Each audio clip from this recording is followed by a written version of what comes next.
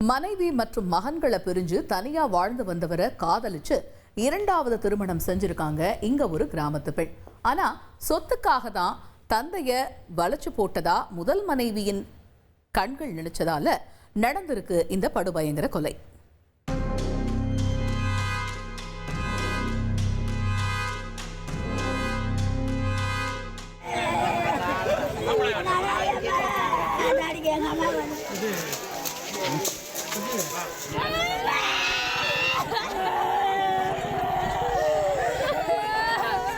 துறிஞ்சிப்பூண்டி கிராமம் முழுவதும் அந்த கொலை செய்தி காட்டுத்தீயாய் பரவியிருந்தது.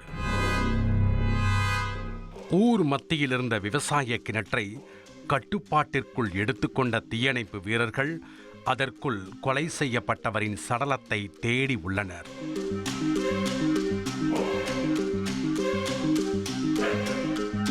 சிறிது நேரத்திலேயே ஒரு பெண்ணின் உடலை கிணற்றிலிருந்து மீட்கவும் சுற்றியிருந்த உறவினர்கள் அனைவரும் கதறி துடித்திருக்கிறார்கள்.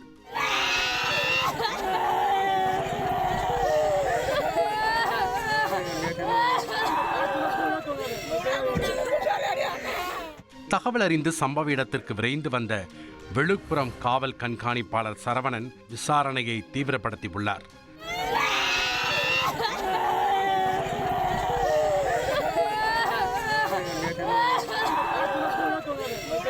கொல்லப்பட்டவர் 40 வயதான ஜெயக்கொடி.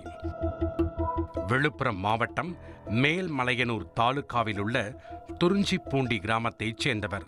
இவருடைய கணவர் பழனிவேல் ஒரு சில மாதங்களுக்கு முன்பாக உடல்நலக் குறைவின் காரணமாக மரணமடைந்துள்ளார்.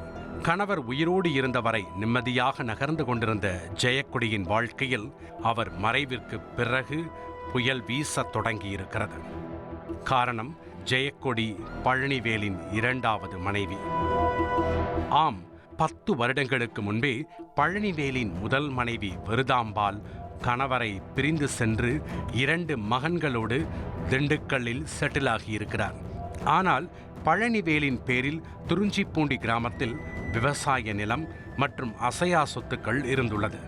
இந்நிலையில்தான் பழனிவேல் மரணத்திற்கு பிறகு அந்த சொத்தின் முழு உரிமையும் தங்களுக்கு தான் உள்ளதென முதல் மனைவியின் மகன்கள் ஜெயக்கொடியிடம் மல்லுக்கட்டி நின்றுள்ளனர். ஆனால் பெத்த தகப்பனை முடியாத காலத்திலும் கூட பராமரித்து கொள்ளாத உங்களுக்கு சொத்தில் மட்டும் உரிமை கொண்டாட வெட்கமாக இல்லையா என ஜெயக்கொடி சப்தம் போட்டு ஊர் அறிய அவமானப்படுத்தியதாக சொல்லப்படுகிறது. இது தொடர்பாக கடந்த சில மாதங்களாகவே 2 தரப்பினருக்கும் இடையே பிரச்சனை நடந்து வந்திருக்கிறது. இந்த சூழலில்தான் சம்பவம் நடந்ததன்று ஜெயக்கொடியின் வீட்டிற்கு பழனிவேலின் இளைய மகன் பிரகாஷ் சமரசம் பேச வந்திருக்கிறார். சித்தியிடம் சொத்தை பங்கு பிரித்து தர சொல்லி சண்டையிட்டுள்ளார். அப்போது அவர்களுக்கு இடையிலான வாக்குவாதம் முற்றி கைகலப்பாக மாறியுள்ளது.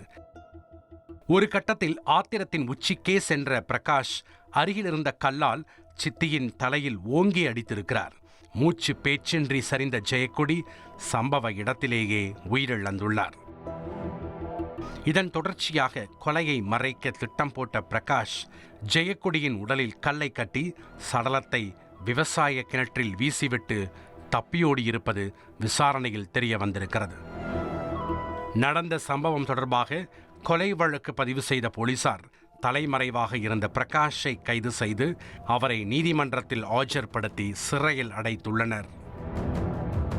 உங்கள் தந்தி 1 தொலைக்காட்சியில் அண்ணாமலை தினமும் மதியம் 12 மணிக்கு காணத் தவறாதீர்கள்.